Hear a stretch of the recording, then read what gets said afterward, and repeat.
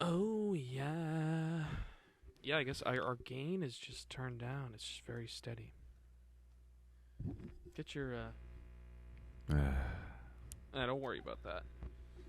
Don't worry about that. Sound like Don't you worry about that. See, my gain is turned down too much. Is it now? Yeah. And my gain is just right. Okay, I mean, this is a little... All right. Welcome back to the Movie Addicts Podcast. Yeah, it's only been 3 months since our last broadcast. What? It's been 3 months? I don't know. We released... I pumped out all those episodes before Christmas or after? I think it was after. Remember I did like 2 in a row? When did the Andy episode drop?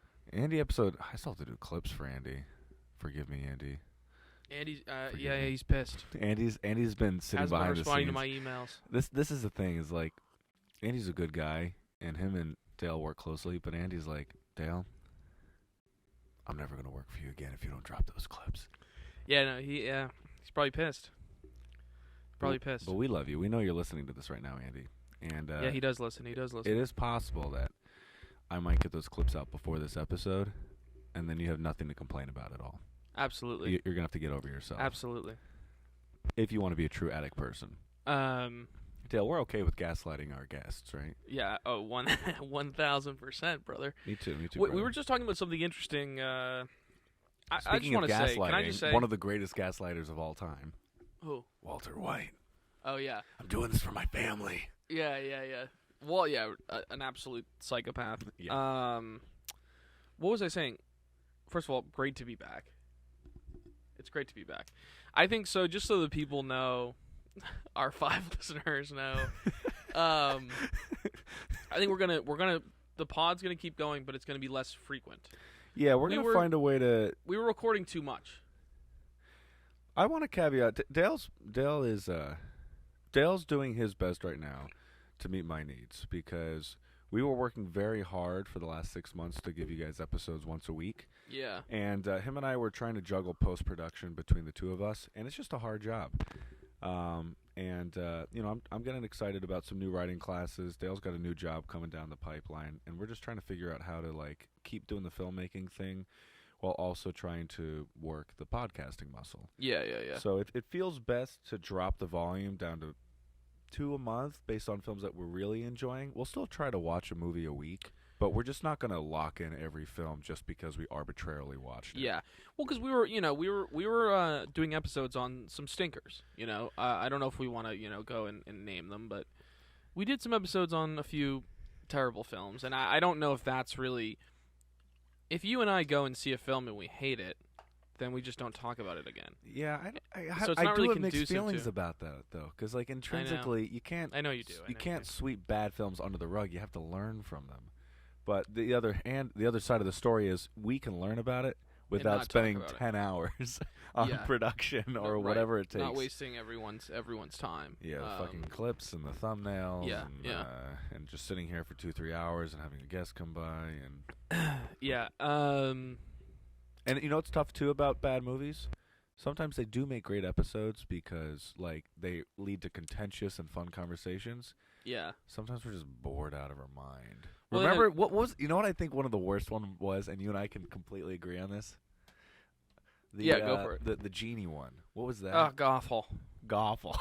Goffle. That's a new word. You know what's so funny? I was listening to a podcast recently, and one of the hosts was recommended that movie, and I was like, you get your head out of your fucking ass. You're just you. I think she just liked Idris Elba, to be honest. Idris Elba's they're both great actors. The material just stinks. It was and it's sad Miller. Because the special effects had something kind of beautiful about it. I forget what was the movie called again. 3,000 Years of Longing. Yeah, I know it was 3,000 something. 3,000 thumbs up my ass. Maybe, 3,000. 3,000 minutes eyelashes pulled out of my eyelids. Yeah. Maybe 3,000 hour-long rectal exam. Yeah. Maybe it was called 3,000 clickers from The Last of Us, just ripping my body apart. Yes. I think that's it. Yes. If you're not watching The Last of Us, watch it. Yeah, it's good. Give it a go. I have to say, 3,000 Nick Offermans telling me he loves me. That's what. Oh man, I'd watch that. Are you kidding me? Yeah, so good. Nick Offerman. This is an interesting. I would be willing to make this bet, and I feel like studios probably wouldn't be willing to make this bet. If you put Nick Offerman, you know how like they did like the Nick Cage movie, like the unbearable weight of massive talent. Okay. You could do that movie for Nick Offerman, and I think people would go see it. I don't think it could be as high budget as the Nick Cage one was, because I think it would have to be a but little it doesn't lower need budge. to be because it's Nick Offerman. They I could think pull it people would- off I for think probably 15. I bet. I think less. I think people would. I think people would go see it. Like something where it's like multiple versions of Nick Offerman, or I don't know what. I don't know, but I think people really love that guy. Yeah, he They is really very love him. lovable. So And this is I like coming him. from He's a someone good who actor, didn't too. really watch Parks and Rec. Like I'll catch the Yeah, clips. neither did I. And he crushes it. He really does crush the character he plays. This like gruff, kind of angry but lovable libertarian in like the Midwest. Like it's great. I wonder if, speaking of Last of Us, maybe when the season's over, maybe we Hit do some a Parks pod and on Rec. that. On Last of Us. Yeah, I would kind of like interesting that. thought. I actually would like that. I feel like the people would like that. I mean, it's a great show.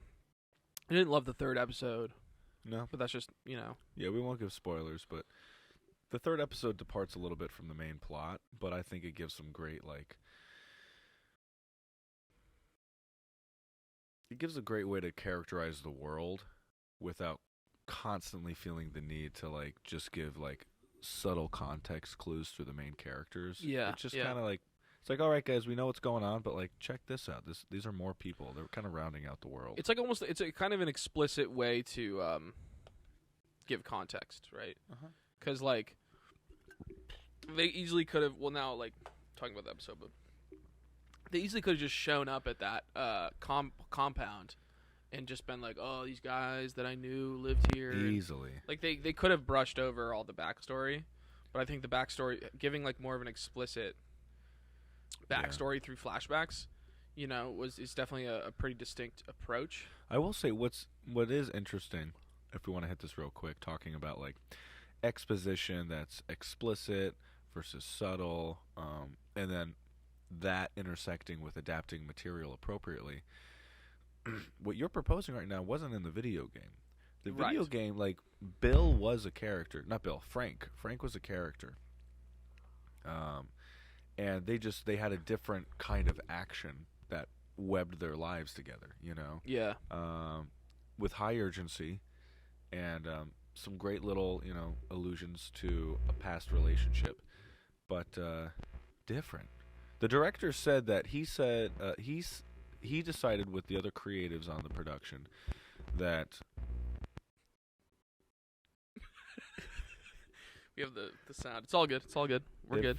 They said that while working on The Last of Us and adapting it to screen, if they could make a moment better, they would. If whatever they came up with was the same or worse, it's not going to come to screen. But if they could make it better, they would. That makes sense. So there's a lot of stuff that I'm telling you, dude, shot for shot, straight out of the video game, and it's beautiful. But I can understand the temptation and the risk, but maybe the high reward of adapting a couple parts and seeing how the audience relates to it. It's just really interesting pulling like that they're pulling stuff shot for shot from the video game. I think that's because I know Craig Mazin, the screenwriter. I used to listen to his podcast. Speaking of, the screenwriter. I mean, he worked on that show, HBO show, Chernobyl. Okay. And so he's worked on stuff where he had a lot more latitude to explore. Yeah. And it's like interesting, like him working on something where, he has to be really loyal to source material. I have a willingness I don't know. to bet that it wasn't HBO. Hey, Craig or Greg? Craig. Yeah, so I don't think HBO came along. Maybe I could be wrong about this, but this is my presumption. Well, he also he co-created it with the guy who created the video game. That's what I was going to say. Is I don't think HBO came along and was like, hey, we need someone to make this with Neil Druckmann, who's the original director and creative behind the project. Craig, could you do it? You're free? I have a feeling that somehow Neil managed to like woo Craig into wanting to build this world with him. Or Do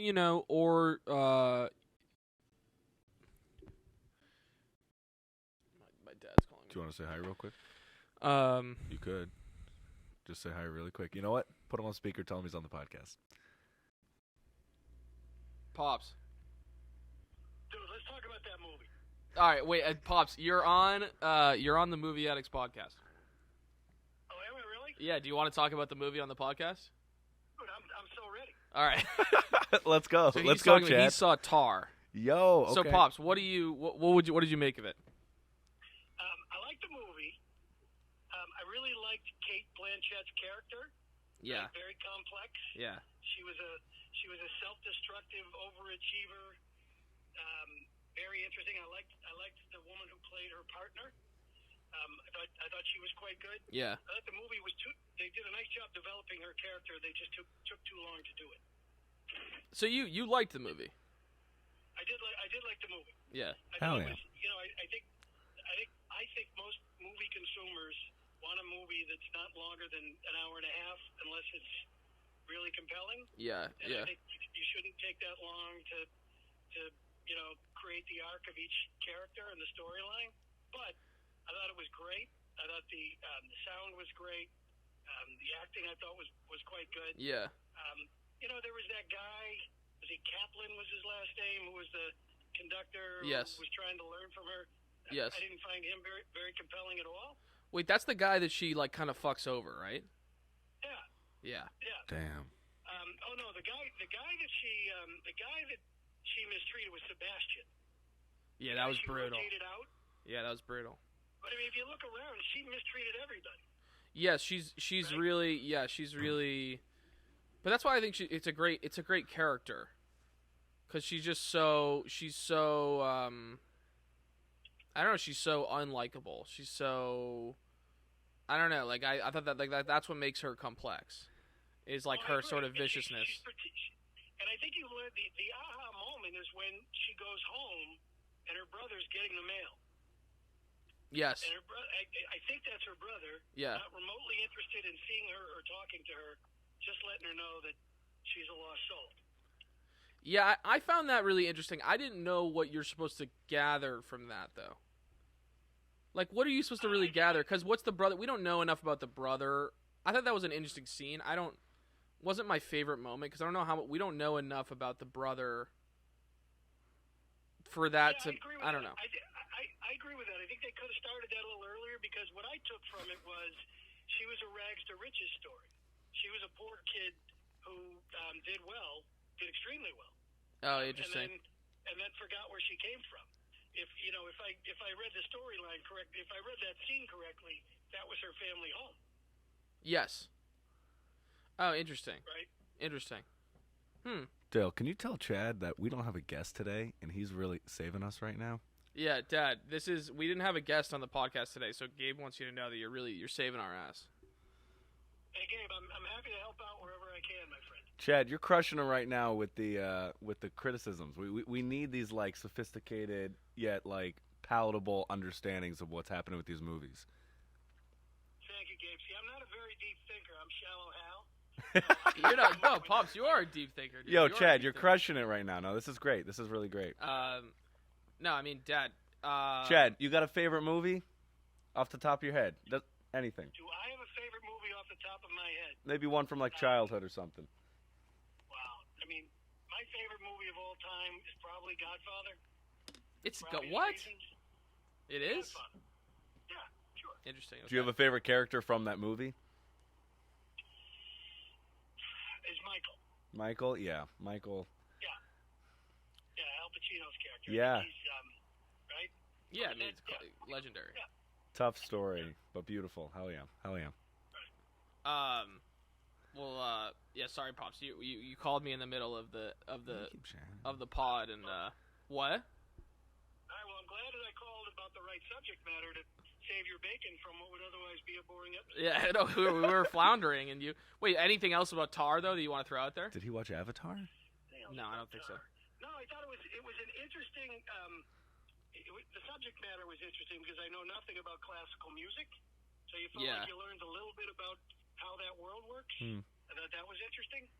Yeah. Right? It's not an old and tired subject matter. Yes. Okay? Yes. So I thought that was kind of cool. Well, I think it's something that people don't know it's something that people don't know much about, right? Like most people don't know much about, which is kind of what makes it really rich. I think it makes it really fertile ground for a story because you don't know.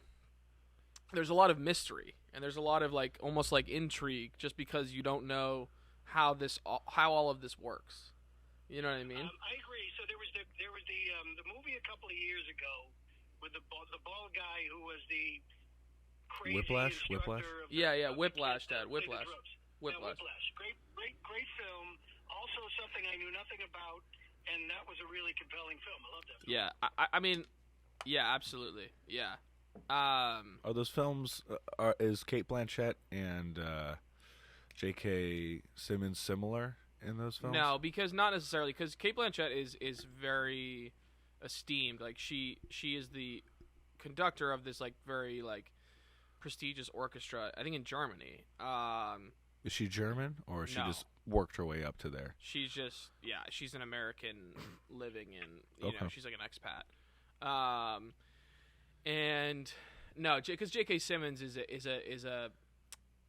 a what even is his title? I would just say he's like an esteemed colleague at a university, but that's it. He's not like a music school. Yeah, exactly. Yeah.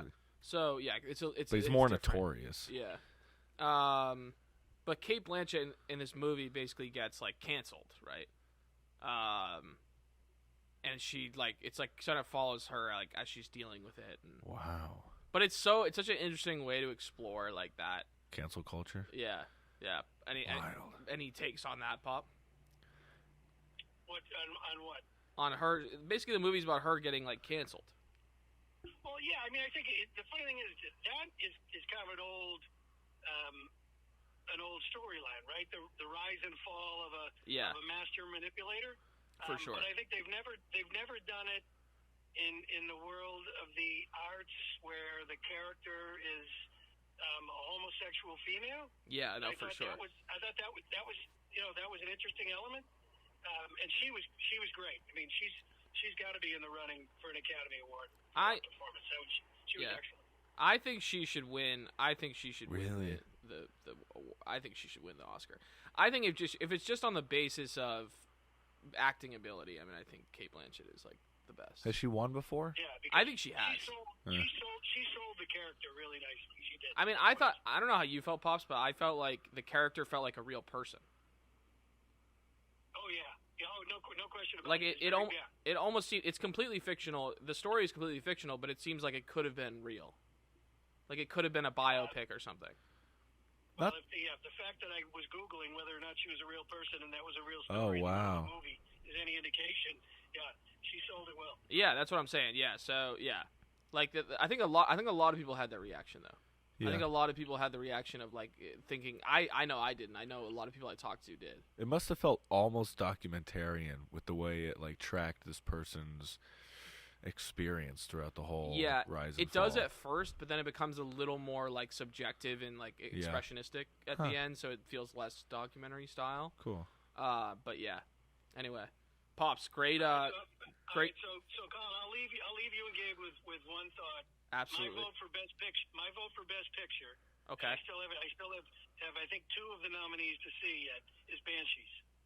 Ooh. Yeah, I mean it's a good one, Pops. It's really good. Yeah, you loved that movie. Chad, you got good taste. I thought that's as good a movie, an original theme, cinematography was fabulous, the acting was A+, everything about that movie was great. Yeah, it's a really good movie. I'm inclined to agree with you. I'm trying to think of what other.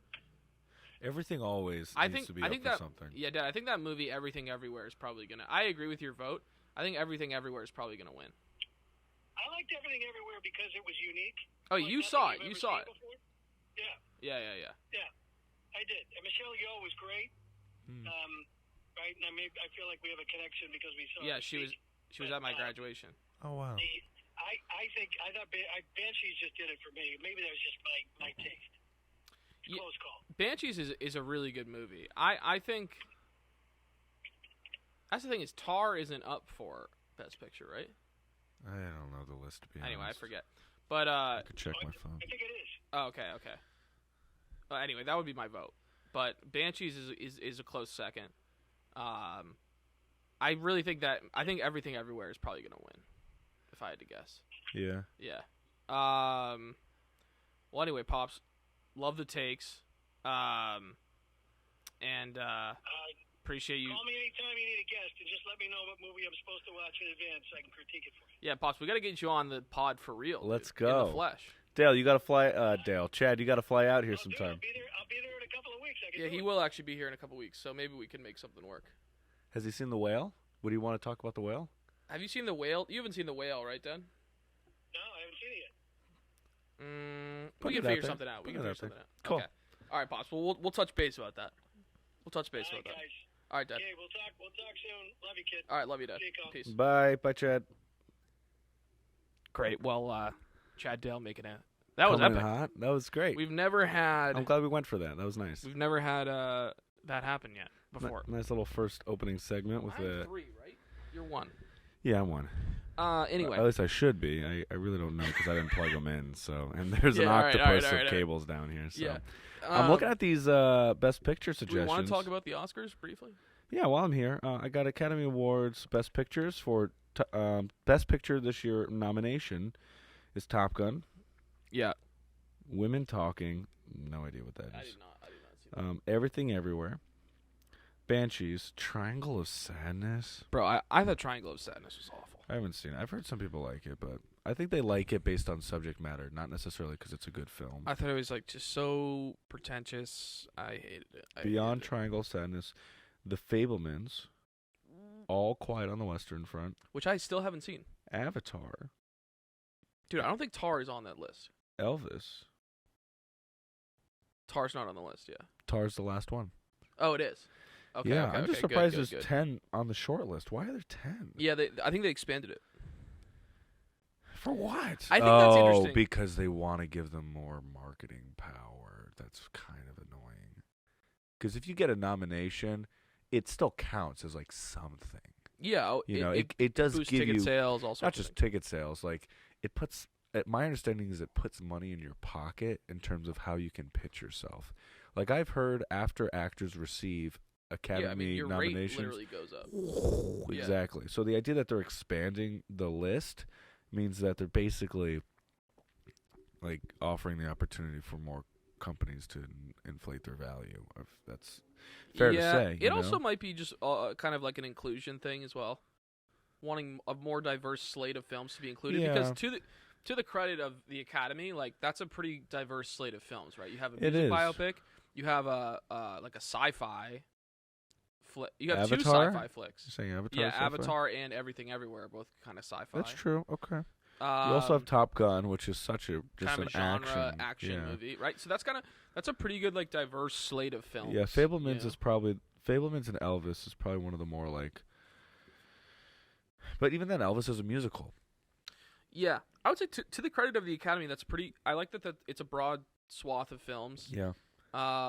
Not just films that were released from September through December, which is kind of typically like those are the films that get slotted in. I mean, Top Gun was a summer Wait, look at release. these best actors though. This does not feel diverse. Paul Mescal, Bill Nye, Colin Farrell, Yeah, Austin I know, Butler, and Brendan Fraser. I know it's kind of lame. What I about our agree. guy from Everything Everywhere? I think he's up for Best Supporting. Oh, okay. Yeah. Okay. Because he's not the lead. Michelle Yeoh is the lead. Bill Nye. What was Bill Nye in? He was in this movie called Living that I haven't seen. Apparently, it's good. Oh, this isn't Bill Nye the Science Guy. This is because Bill Nye the Science Guy has acted in a few things, but You thought it was Bill Nye the Science Guy? I did. Wait, I he's did. acted in stuff? A couple small things, yeah. Just as like cameos and Interesting. whatnot. Okay. Yeah. Bill Nye just turns in an Oscar nom. Man, I sound like such a dope right now. William Francis Nye is an English actor known for his work on screen and stage. He's received numerous awards, including BAFTA, Golden Globes, and nominations for an Academy Award. He's also a scientist from America. No, I'm kidding. I'm totally kidding. I was like, he is? Holy shit, this guy's... He is?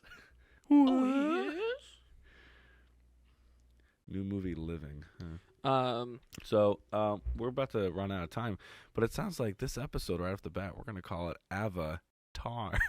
Yeah, I like. Let's go. We're Son. back. We're back. We're back. We're Movie back. X podcast is back. What was I gonna say, man? We jumped around a lot. We were talking about Academy. We were talking about your dad's thoughts on Tar. We were talking originally about Breaking Bad, Walter White. Yeah. The Fly episode in Breaking Bad. For people who've seen Breaking Bad, a lot of people have seen that show. There's the episode where basically Jesse and Third Walt season spent an entire episode trying to catch a fly in their laboratory. which is underground and supposedly has good ventilation. Yes. But they can't get rid of the fly. Yes. And Gabe asked the question, which I thought was a good question, was like, did Vince Gilligan and the writers think that would be iconic? Like, when they did it, did they think, because it is pretty iconic. It's something people always recall, remember, etc. Did they think it would be iconic at the time? And I thought that was an interesting question. Yeah, because here's the thing. My answer was yes. Yeah, for those of you who haven't seen Breaking Bad, there's a couple moments that everybody remembers. Whether it's the first time Walter White will say, does something he's not supposed to do. You know, like, I'm trying not to avoid spoilers, but, like, everybody. If you haven't seen Breaking Bad, dude, come on. But, like, one of the first times he gets This is also the Spoilers podcast. I don't know why. Spoilers podcast, also true. Okay, so the first time Walter White gets involved in making methamphetamines, you know, huge. You know, throughout the seasons, you think of, like, the couple criminals in the underworld that he managed to whack. But then, like, this is it should have been just, like, an easily forgettable episode. But I think that's the point, is it's so different from the rest of the show in terms of pace. Yeah. And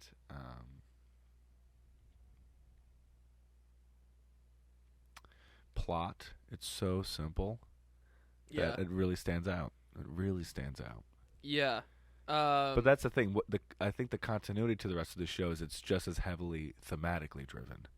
Yeah, in my hunch is that there was some sort of inspiration, like I was saying, for we'll be right back, Movie Addicts podcast. Reset that bad boy.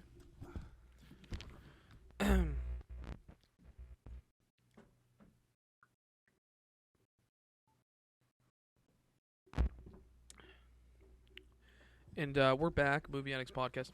Yeah, my hunch is that there must have been another show or something, or a film or what have you, that Vince Gilligan and the writers were kind of taking inspiration from for that Fly episode. And it reminds me of I was linking it to in It's Always Sunny when Mac.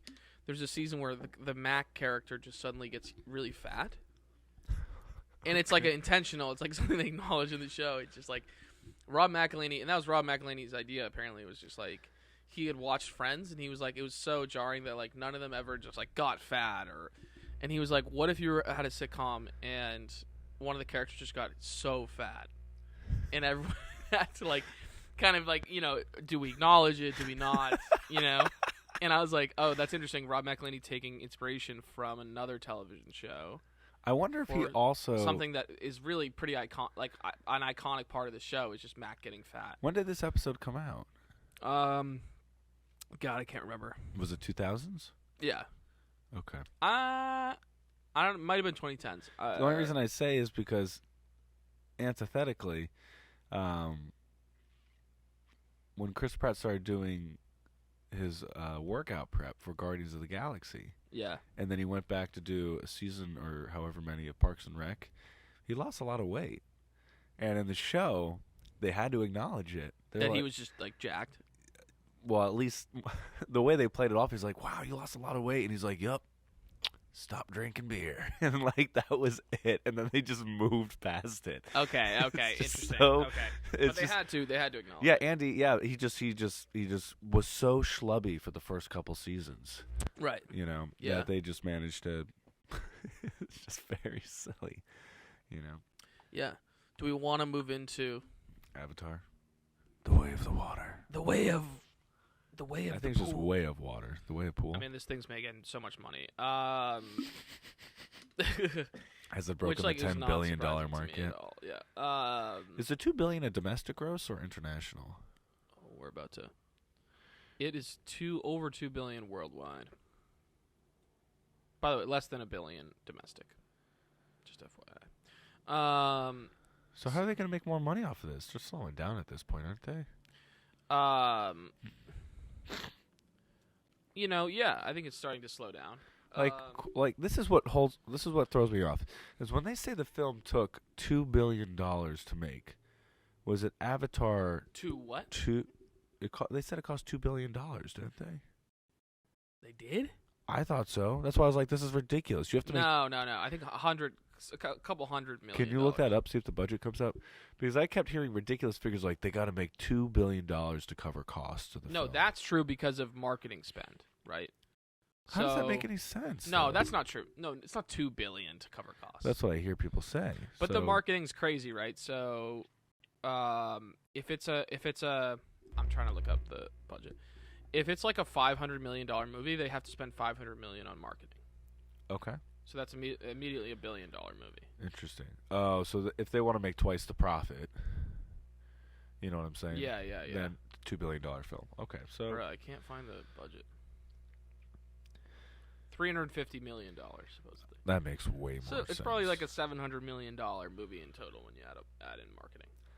I wonder if it got cheaper production as they shot the subsequent films, because like they started learning from lessons Maybe they made on the second one. You know, perhaps. I hear like they're already in post for the third one. Yes. Well, they've already shot, I believe, the next three altogether. Yes. But no, I heard that originally Sully was going to be the narrator for the third one, and James Cameron was listening to the fans, and he realized how much everybody loved one of the sons. Yeah. So he's changing it to having the son do a lot of the narration. Interesting. Okay. Yeah.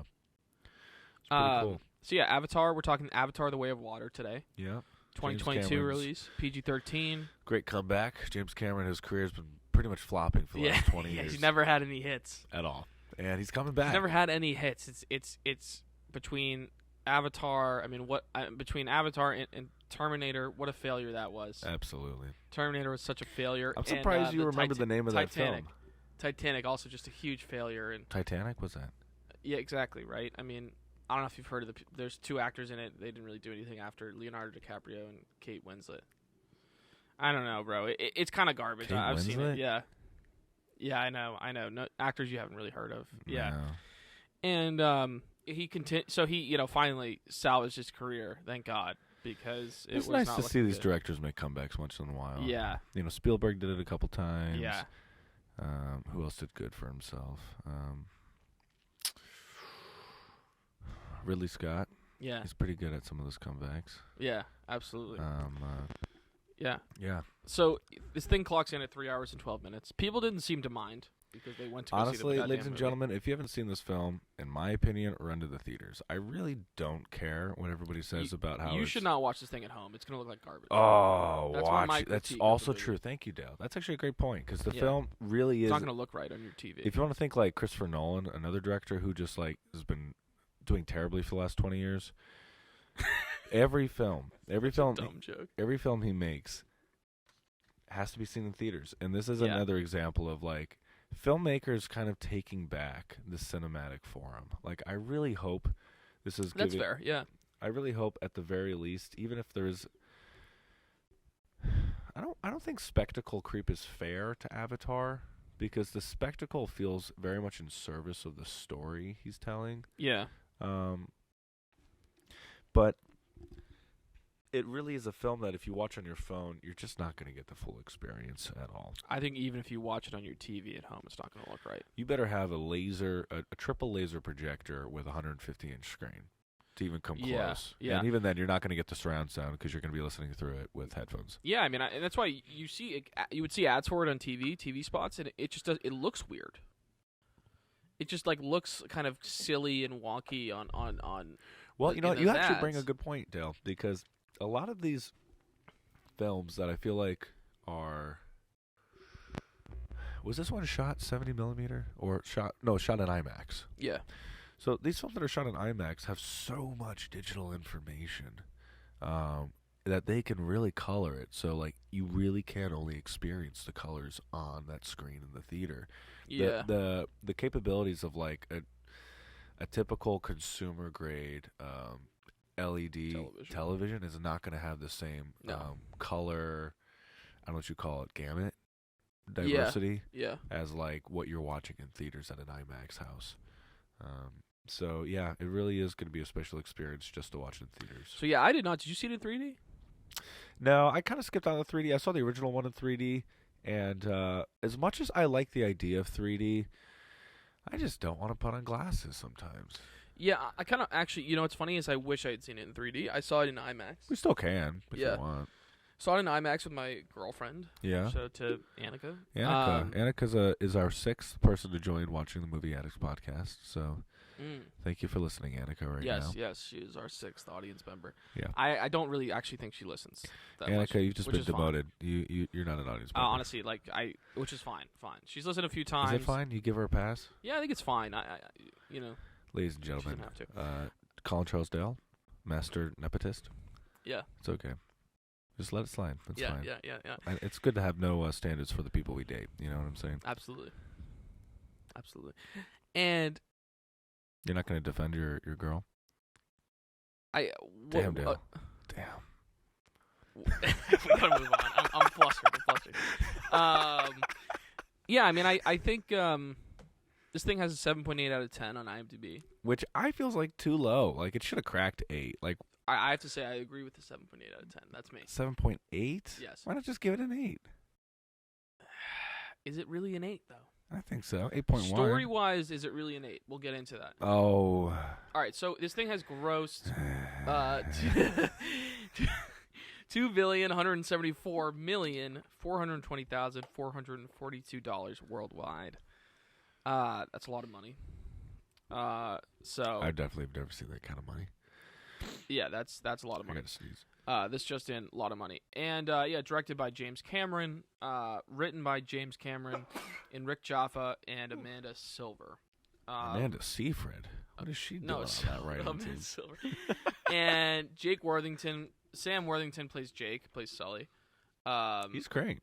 Zoe, what else has he done though? Dude, I have no idea. I was about to say. Zoe Saldana plays Neytiri. This is gonna be tough. Sigourney Weaver plays Curie. Stephen Lang plays Quaritch, who's the fucking psycho. The Colonel. Yeah. Oh, yeah. Kate Winslet plays Renal, the Queen. Nice. Cliff Curtis plays Tanawari. What are you laughing about, Dale? Did you see? Would you rather be Timothy and Josh? Yeah, it might be a little simpler if Joel David Moore plays Norm. CCH Pounder plays Moet. Huh.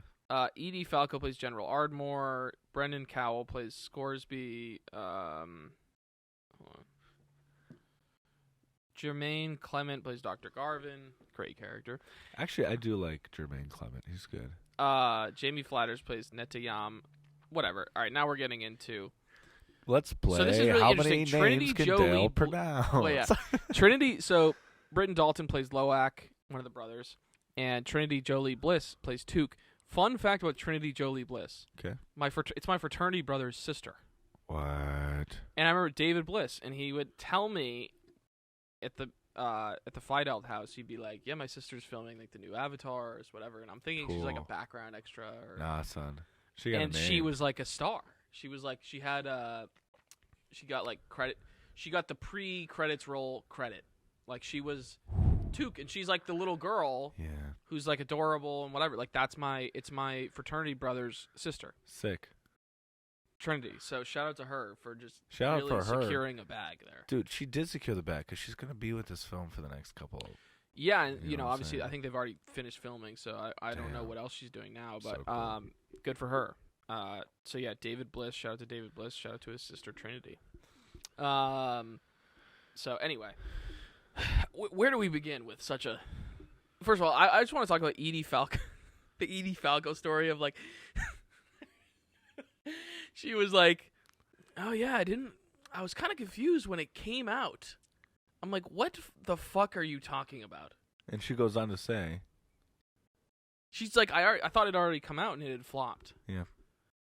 If I was James Cameron, I'd be like, I'd call up Edie, I'd be like, "Edie, You're fired. get your head out of your fucking ass." This is ridiculous. I thought that story was... I'm like, why would you even let your publicist let them run this story? Its story makes you look like a dope. Not only that, call me crazy. Maybe there is no back end for some of these actors, but like, I mean, yeah, definitely not. what do you mean? Definitely not. Like, not all. Some of the actors, maybe. You don't think they could have negotiated teeny? I don't think Edie Falco gets. You think she just got a rate and that was it? Yeah. Huh. I was gonna. Sure, it's a nice rate, but I don't think it's. I gotta push for those back end rates. I'm just sitting here and I'm like, That's hard, bro. When you're like as far, she's not a huge character. so what? I know what you're saying. I get it. It makes sense. Yeah. But if you could negotiate for even a little bit, it'd be like James would have been like, Edie, check your bank statement. You know? Well, that's what I'm saying. I'm like, how? I don't understand. Yeah, basically, for context, there was a story of basically where Edie Falco was like, It's not like Variety. Yeah, I she think. said she was like confused that the film would come out. She thought it had already come out and flopped. She'd Which is forgotten about it. She filmed it hilarious. 4 years ago. Yeah. I just thought that was so silly. I just had to say that up top. Like I thought that was so goofy. I wonder if it was one of the earlier things in production. You know. What do you mean? Well, she filmed it 4 years ago, and I'm assuming production wasn't done in 1 year. I mean, So she may have been in the earlier part of production. Yeah. And then as production continued, post obviously happened, then the pandemic happened. Yeah. And then she was just kind of like, okay, you know. Anyway, a silly story. But where do we begin with our dissection of AvaTAR? Gabriel. I'm sitting here and I'm like, I wonder what happens when me and Dale make a movie. And I'm like, this movie's never coming out. And then, like, 5 years later, I find out it's in theaters. And it's like, Yeah. what? Yeah. I did a short film in 2018. I won't say with who or what it was about. But I did a short film in 2018, and they kept insisting, we're going to finish it. We're going to finish it. And you were like, yeah. At first, I was like, yeah. I'm stoked. A lot of effort went into it. It was going to be 30 minutes long. What short was this? I can't say. But it was one of those things where I was Have I like, seen it? Well, no. No, because it never came out. Oh, I thought it was going to end with it coming out. No. It's been 5 years now. Okay. You know? And Yeah. I don't think it's ever going to. I think it's just dead. Rest in pieces to Untitled project. Gabe Armand. It's like on the IMDb how it would show up. But me and Dale did just rap on A short film called An Encounter on the Street. and Dale's crushing the assembly cut right now. Yeah. Crushing is, I don't know if the assembly cut's crushing me or I'm crushing it. But yeah, we're cutting. We shot a new short film. I wrote and directed it. Gabe and I worked on the story together, so Gabe has a little story by credit on there. Word. And shot by our housemate Sam Zhang, who's our DP. It's a comedy, first comedy I've ever done. Yeah. And which I feel like is leading us to have to make more because we had so much fun. Well, that's what I said when we were rehearsing. I said, "Can we just do comedies all the time?" Because I just think it's so. There's just so much latitude. Absolutely. There's so much latitude. You know, it's like if we had a little bit more dough to like riff on stuff. Like Jane came in and she was a pro. She already had lines ready to go. But I was so focused on just getting the lines right. Yeah. Which, you know, that's you were like, Dale, I'm sorry, I wasn't off book. Yeah. Or I wasn't word perfect. You were off book, but you weren't like word No, perfect. the issue was, I mean, full transparency, whenever I prepare for a role, I want to like know that shit behind like the back of my hand, front and backward. And I'm not saying I want to memorize my lines. I want to like understand the scenes and the characters and have a backbone to my character in terms of the way they develop. And we had a script pretty far in advance, but me and Al, the co-star, you guys know Al Karstu, we were so focused on producing that about 2 weeks before the film, we were like, oh, wait, we got to act. Yeah. This was the issue I had with Magnolia Flowers. Yeah. It's like you suddenly remembered you had to direct. I'm like, oh, this is all going fine, great, we're looking good. And I'm like, wait, I got to direct this movie. And, yeah, I remember it all worked out. I remember Bill Hader saying the same exact thing regarding Barry. He talked about how he's, you know, working with the other writers, talking about how he's working on production, talking about how he has to direct, and everything's happening, and he's been studying the script, and suddenly he's on set for the first day, and he's like, oh shit, I'm on. You know what I'm saying? I'm acting. You're right. Like now I need to step in front of camera and say and like be Barry. That's pretty wild, right? Yeah. Because you're so enveloped in everything, and then it's like on top of all that, you have to act. And it's producing anything, TV or film. It's all consuming. Which I will say, I kind of loved.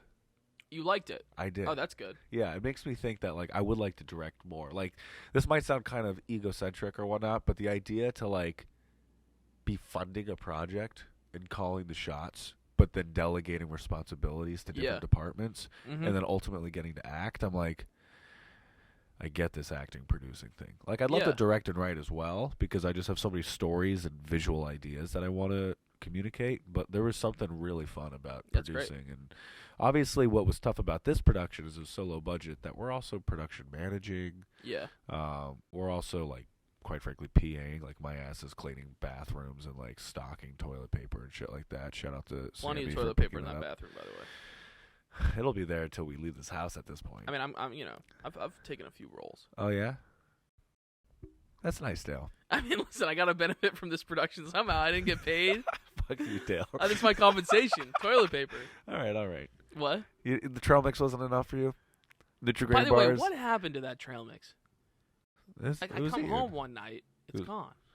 I don't know. Did Al take it?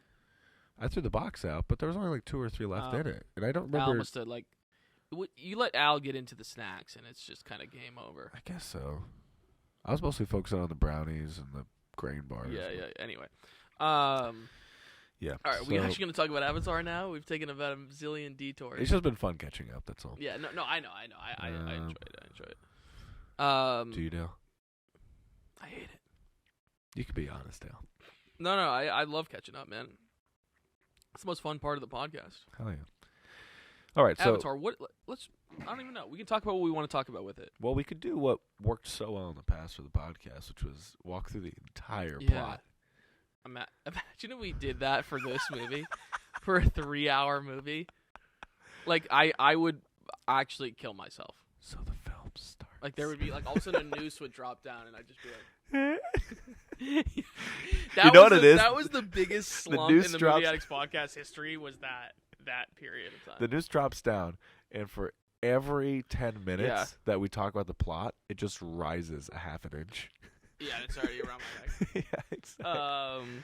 Yeah, man. I mean, So, long story short, why don't we just get into different things that we liked about it? And right off the bat, what clearly we're not on the same page about. which is I had a great time with the plot. I thought the plot was damn good. okay. This is my issue with the plot. I'll stay. I have a divisive statement about the plot, and I think I'll state it so that you can. Dale's a divisive kind of guy. I am. I'm a divisive guy. I'm a abrasive guy, and Yep.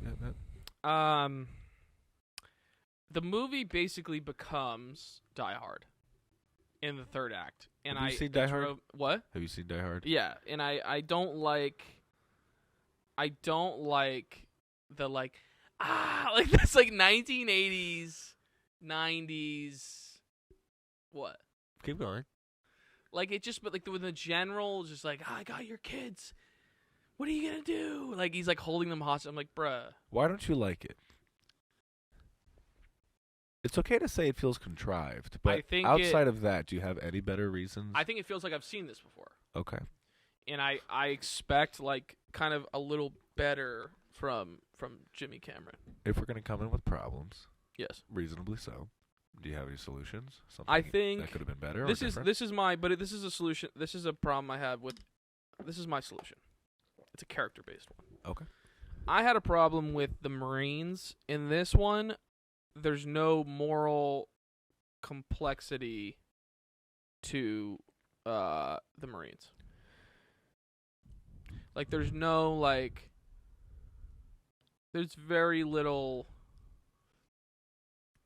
nuance to them from a moral perspective.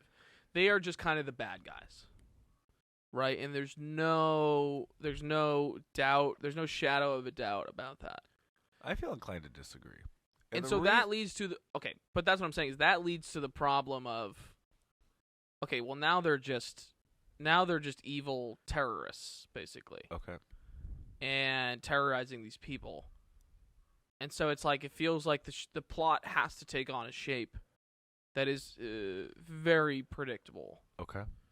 And that's so my problem. It's almost like a that problem that I have with the plot. I think is rooted in like character and theme and approach and yeah. Now, on that note, I myself, I am either overlooking that, in so much as it just doesn't bother me, or I really don't think it's a problem. And I don't know which side I'm on, but my curiosity does lie in that you're saying they feel two-dimensional for this film, Yeah. and they lack moral complexities. Yes. But in what world did they not feel two-dimensional in the first film? And like I feel like don't they have. think they do because I'll say why. Okay. Because we have Jake Sully is our anchor in two different worlds. So he Okay. becomes a part of the Na'vi world, and he's still a Marine, right? And so there's like this Donnie Brasco thing going on. Where have you seen Donnie Brasco? No, sir. Basically, guy goes undercover, like Johnny Depp goes undercover. He works for the FBI, I think. Goes undercover with all these mobsters. Okay. So he's law enforcement, and then he starts, going undercover with these Italian mob guys, and he starts really loving those guys, but he also has this loyalty to law enforcement, and so he literally gets he's straddling two worlds, right? And so you're able to see. You as the audience member feel anchored, like you understand the split loyalties. Okay, so in the first film, plot-wise, character-wise, we had a character that was a vehicle to help us see the value in both sides. Yeah, not necessarily the value in both sides, but you could understand how someone could be on either side. Okay.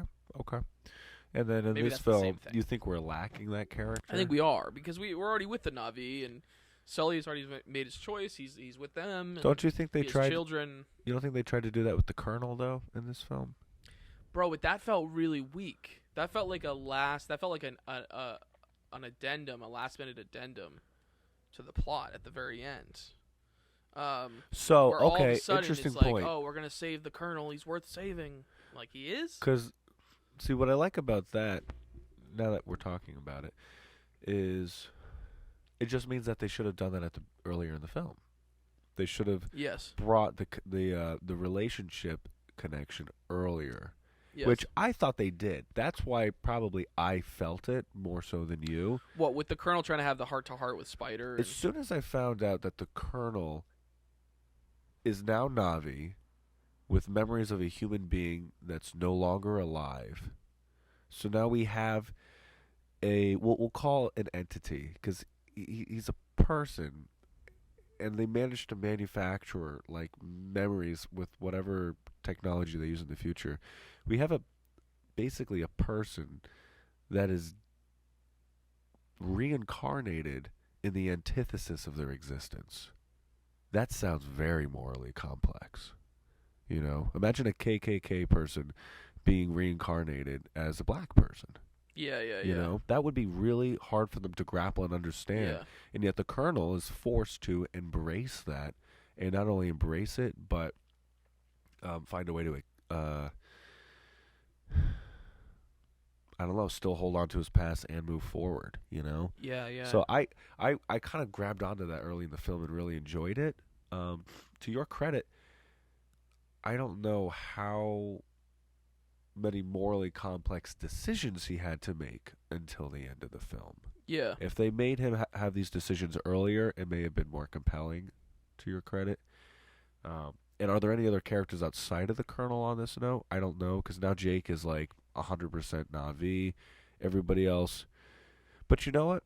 On that note, they did introduce the third threshold of like loyalty to culture, ethnicity, whatever you want to call it, in terms of like a sense of nationalism. But like the idea that like the Na'vis, there's different skin colors of Na'vi, and they have different tribes and different physical traits, and they make fun of each other for it the way human beings do. Okay, so you were the thing that I was lacking. You were sort of. I was seeing it just. You were seeing it in another part of the film. And I thought that was really great because again, Jake is now no longer straddling with being human in being Navi, he's straddling being a sky person versus a water person. And I think he's also struggling with being a father and being a leader. absolutely. That's a great way in terms of just bringing it back to like relationship. Those things don't go hand in hand. It's very difficult. Right. You know, it's very difficult. And ultimately, he is forced to make a sacrifice for his. I don't know what results in what, but what do you mean he forced to make loses a his sacrifice? son. He loses his son as a result of. I'm like, is that a result of his like leadership? I don't think it's his fault ultimately. Yeah, no, it's really not. It's really not. Anyway, I mean, sorry, I was trying to draw be a fair, link there, he could have sacrificed himself. You know. but that's very that gets very convoluted and. Well, at the end of the day, it's just not the story that Yeah. the filmmaker wants to tell. Yeah. Because they want... I do think, full disclosure, I don't know if this is true, but we'll find out a couple years from now when we do another podcast if this thing's still going. I have a feeling Jake's going to die in another film. I think so. 2 episodes from now, you know? Yeah, Like, the NDAs on this film must be so tight. absolutely. Can't have that plot leaking. No. It's not like when Quentin Tarantino's plot leaked for Hateful Eight and he just like wrote a new script. It's like He did that? if the plot, yeah. I didn't. If the plot leaked for this, you're kind of fucked because you're.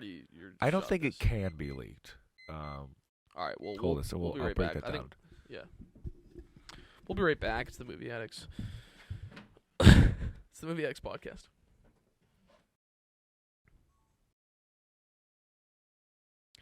And we're back, Movie Addicts podcast. So break that down for me. You don't think it can be leaked?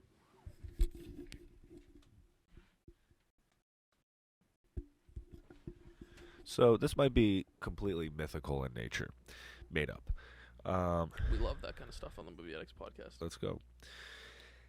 If I'm correct, based off what I've heard from people online, articles, videos, etc., revolving the Marvel Cinematic Universe, there are master scripts that I think exist in physical form, and I guess as a file somewhere on someone's hard drive somewhere, but nobody receives it. Okay. They only get the parts that they're shooting. And not only do they only get the parts that they're shooting, they shoot scenes that are intentionally never in the film, so nobody knows what's actually going to be in the film. And the reason I bring this up is because Disney owns MCU. Disney also owns AvaTAR. Yeah. So I don't know. That said, I don't know if Jim has time to fuck around with that kind of shooting schedule, but assuming they do, I would believe that they would potentially shoot a couple scenes that aren't going to be real. I would believe that they may only release the script to a couple of the actors who actually should know what's going on, a.k.a. Jake Sully's character, a.k.a. maybe Zoe Saldana. Like, that's it. Those are probably the only people who need to see the whole thing. Yeah. I don't even know if the Colonel needs to see the whole thing. Maybe Yeah. you know what? I would say the Colonel does, because he technically is a big arc that pays off at the end of the film. But everybody else, you know, the kids involved in the film, la-di-da. You know, it's kind of silly to think about. This might be a very... I'm just going to put this out there for the fun of it. I don't think it's true. But the idea that such a young character is being played by Sigourney Weaver and Kate Winslet... Yeah. There is a liability with having children in these films, you know, whether it's just and a liability, not that that intrinsically children are untrustworthy, but that, like, Can't trust kids. I don't know, with this generation and all the, you know, the crazy TikTok and 15 minutes of fame and bullshit. You know, Tom Holland, they had a hard enough time keeping a lid on, like, him giving spoilers and stuff. But I think he's gotten better over time. But the point is, like, he's worked with Kate Winslet a bunch of times, so he's going to want to work with her again. Mm-hmm. He worked with Sigourney Weaver on the last film, so, like, hey, if he could work with her again, cool, you know? So, yeah, I don't know how tight these plots are, and, you know, maybe Jim really does just hand out the script freely, which is a nice thought, you know, just as, like, a move of camaraderie, but I don't know. I really don't know. Interesting. Anyway. So, going back to your note about, like, the Die Hard thing, I just had a good time with that. I didn't mind it. All right. It was fun. At the end of the film, It's like probably my main issue with the film.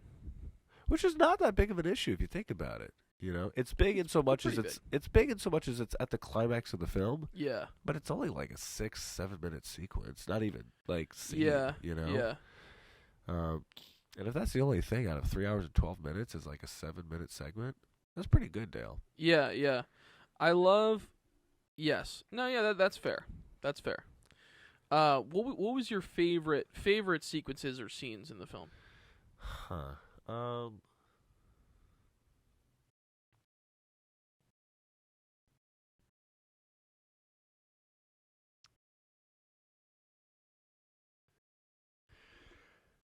One thing that stood out to me was when the family first arrives, and you're learning about these new water people. I forget what they're called, but the water version of the Na'vi. Yeah. I just liked that it went from we're all on the same team to suddenly like, well, this is kind of hard because we need to be a family, but we also need to assimilate, but we also need to be kids, but like we also need to stick together. You know, I liked seeing that relationship struggle with everybody trying to figure out where their loyalties lie. Yeah. I feel like that's a big thing in movies that I'm starting to realize the older I get is a lot of things could be framed that it comes down to loyalty. You know? Yeah. It's like when human beings at our core, we find our identity in the relationships we have with those around us. Where are our relationships? Where are they strongest? Who are we loyal to? Friends, family, culture, country. And in this case, we really saw Jake Sully's family be put through the fire, the crucible, as they say, in terms of trying to decide where their loyalties lie. So was there like a favorite scene or sequence that sort of captured? Well, I was just saying the initial moment when they arrive at the island. Okay. Like I thought that was very beautiful. Like, oh, there's more people out there like us, and the way the water was just shot, and the way they live at the beach instead of like these high foresty kind of areas. I thought that was really cool. If we wanted to get maybe a specific scene that always stands out to me is when they fight on the beach. I forget the name of the children. Kids. Yeah. The kids fight on the beach between the two tribes. And it's Loak and Tuke is one of the they kids. beat the shit out of each other. And then they try to apologize, and what appeared to be an apology was actually like really messed up. The kids from the water took one of Jake Sully's kids. They drag him out to sea. Well, they didn't even drag him out. They were like, "Hey, let's play. Basically, let's go check out a cool new spot that we want to share with you. Yeah, It's dangerous. Yeah, we're not supposed to be there, but like we're kids. Let's do it." And then when they get out there, they leave him alone, and he almost dies because he comes in contact with a very large apex predator. But he and the predator they're friends. He's saved by the whale. Oh, sorry. Yeah. The shark kind of creature. Yeah, which was nuts. Yeah, that was great. Sorry, I was misremembering. Yeah, that was nuts for sure. But it was that was a beautiful moment. So that in terms, which I really like, is sometimes I get I love the idea, and I don't know how anybody couldn't, but I love the idea that as a quote unquote technologically advanced species. Who is out of touch with nature.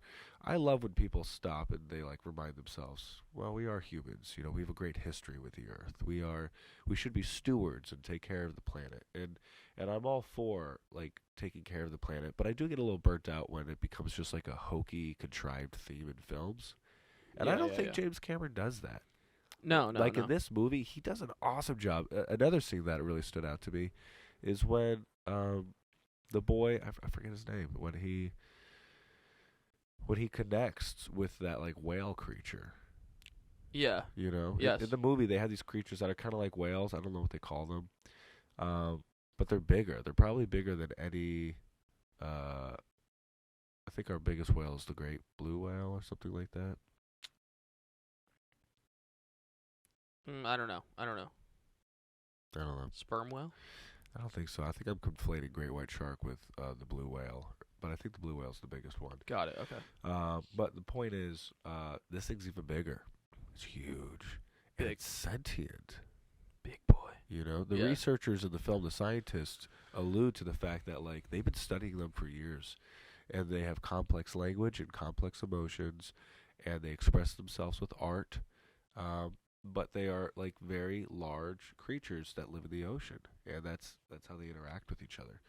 And the fact that they can connect with the Na'vi in the same way that the Na'vi connect with Awa, Yeah. which is Awa you could think as like a god of the world, but that of Pandora, but it's kind of that would be a bit too mystical of a description, because Awa more so is like The like life force. yeah, but it there's literal like psycho neurochemistry to Awa. Like Awa exists on the planet in these like basically a very large neurological network that connects all living things. And there are certain concentrations at it. They call it like the spirit tree or something like that. Yeah. And these are specific spots where Awa is particularly present, and it's probably because it's probably like a very large brain, like in the same way that like worms have 5 hearts.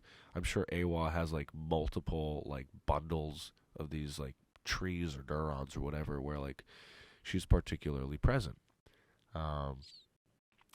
But yeah, I don't know. Like I think that's super duper cool that like all creatures are connected to this, and this is a scene where like this little Na'vi boy that gets lost after being made fun of by all the other new locals, not new locals, by the people that they're kind of moving into.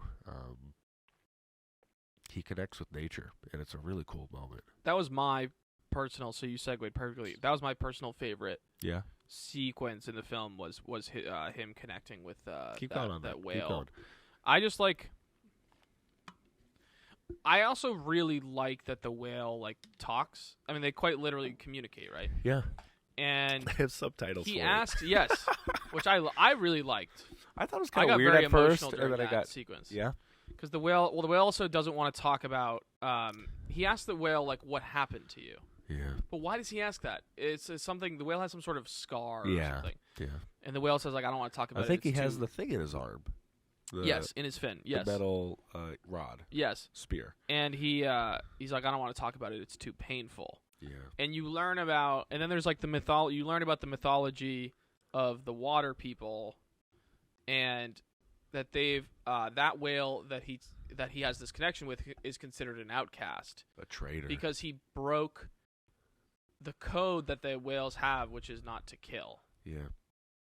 But then you learn later on that he the only reason he killed was to protect. Excuse me. Was it like an act of revenge or something? It was like Yeah, my understanding is basically they were considered to be like a peaceful species, and when they were attacked by the humans invading Pandora, he had to choose whether to, abandon or defend. yes. And in so defending, he was killing, and in so killing. Yeah, and I thought that was really interesting, and Yeah. but this boy has this connection with the whale regardless, and like defends him and says like he's not this outcast. And I was like, there must be that must have been some sort of metaphor in there. The whale, like this whale creature being an outcast, that must have been some sort of metaphor for something. I couldn't quite put my finger on what. I mean, it's probably just a metaphor in principle that everybody in this film is an outcast to some degree. Jake Sully's an outcast. They're all outcasts to these Na'vi people who are water people. The Colonel's technically an outcast because he's no longer human, Maybe is that kind of a theme, an really- undercurrent, like a kind of an undercurrent thematically in the film? I do. I think so. I think, Yeah. if anything, James Cameron might be pointing to like this really beautiful overarching sense that everybody today is trying to figure out what their identity is and we're all feeling like outcasts, like little islands. And we all have many reasons to look at the differences between us, but we're actually far more similar than we think we are. Yeah, absolutely. And I think it's interesting because apparently in the next film, they're gonna be introduced to a new like Na'vi tribe that is like very like war, has an affinity for war and is very vicious and like. So there's gonna be sort of like tribal conflicts that'll come into play. That sounds intense. But that sounds interesting, right? Because it adds a wrinkle into what you're saying, which is like the sort of, not to like reduce it, but like sort of the kumbaya sort of like we're more alike than we are different. And I think there's gonna be a wrinkle thrown in apparently in the third film that to that sentiment. Right. Well, I think that's gonna be a great angle that James Cameron's introducing, because right now war kind of feels like a last resort. Inevitable, but last resort. In the movies. Yes. And the idea that one of the tribes is like, no, we're fighting. Like, that's our first choice. Let's just get in there and kill these guys and then go home. Yeah. Whereas the last two films have basically been like, avoid, avoid, avoid. Oh, you're going to blow up our tree? Well, now we got to fight back. Avoid, avoid, avoid, avoid. Okay, we've been island hopping for too long. Now we got to fight back. Yes. You know, but in that next film, the idea that maybe within the first act we're already at war. Yeah. That could be wild. Yeah, I think it'll be really interesting. And so that's an interesting thing to think about with these films is whether it'll be interesting to see what the story, the 4-film story arc is. And if they're even, I mean, of course there will be one, right? For all the, like. I got to blow my nose. I'm dying here. Yeah, go for it. Yeah, take my mic. I'll be back in like 60 seconds, and then we're going to talk about the arc for the 4 films. Yeah. There might actually be more films than that. We'll see. Okay. I want to go make a cup of coffee. Should I go do that now? Yeah. Should I just pause? Nope, let the audio run. I'll pause the camera.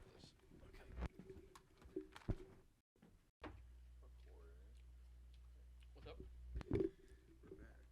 And we're back. It's the we're back. We're back. We're back. Gabe, you look like The best version of myself? absolutely. That's what I thought. It's definitely what I was gonna say. 4 3, episode 2. No. arc. Boom. Yeah. So, I hope they don't like beat this thing to death. We don't need to go into. Oh, now we're doing 5 and 6 in the spin-off. But you know, Disney's just like salivating at the thought of making more billions. I heard some actors could be signed on to like an additional 6 to 9 pictures. Their agents are just like jerking off. Yeah, I don't know if it's if they're gonna like MCU this shit or what. I don't see how they could.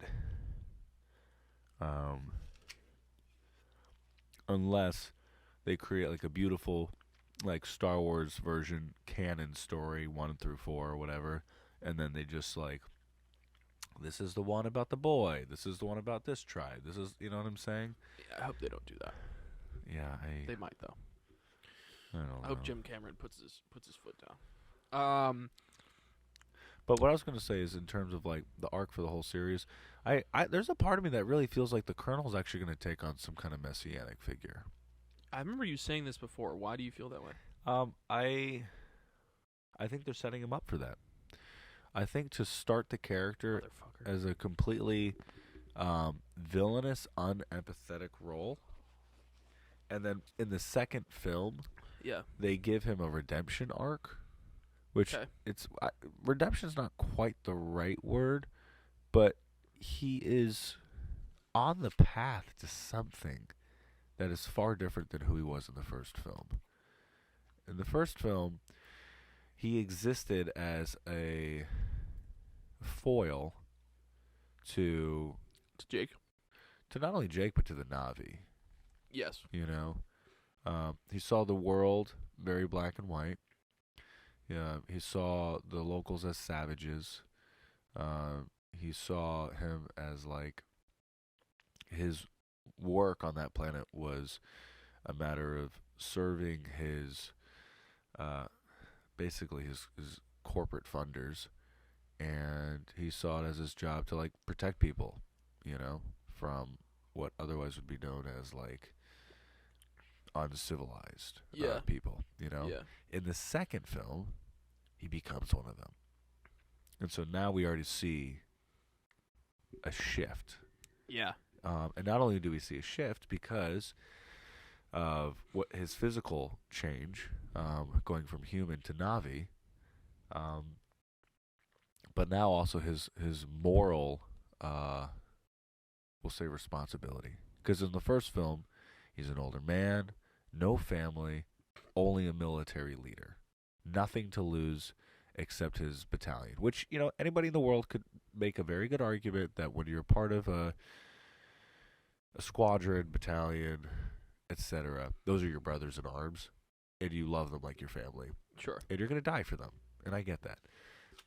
They weren't really going that angle in the film, so I'm not going to assign any of that familial responsibility to him. In the second film, however, though, on top of the fact that they've now made him Navi, they've also introduced a character who he has a spiritual, a genetic, or whatever you want to call it, connection to as a potential father. And so from there, it brings up the next question of like, while they're moving him in one direction, they're not going to leave him there. Where are they going to push him towards? And in my opinion, I would say, you know, it could be predictable or contrived, but I think the most obvious conclusion is they're putting him on a redemption arc. They're very possibly putting him on a, if not a messianic arc, where like he Messianic feels like a stretch to me. Messianic's not quite right. What I will say, because messianic infers that you were pure and then you were the sacrificial lamb. Also, that people are going to follow you. That But you're a spiritual leader. So that's different. I do think people may follow him. You know, Who though? the colonel. I don't know. I'm just putting that out there. Who would follow him though? I don't know. The question is, how entrenched in the Na'vi will he become? This would be nuts, right? You know. What if he goes and joins like the warring tribe? But that's what I'm saying. Yeah. I think by the end of it, he very possibly could. Huh. He could fight alongside Sully, save Sully. You know what I'm saying? And even then, Sully may still die too. Maybe the two of them choose to sacrifice themselves for the future. I don't know. But Well, also, sorry. no, keep going. The colonel sort of is now back in a position again where he has.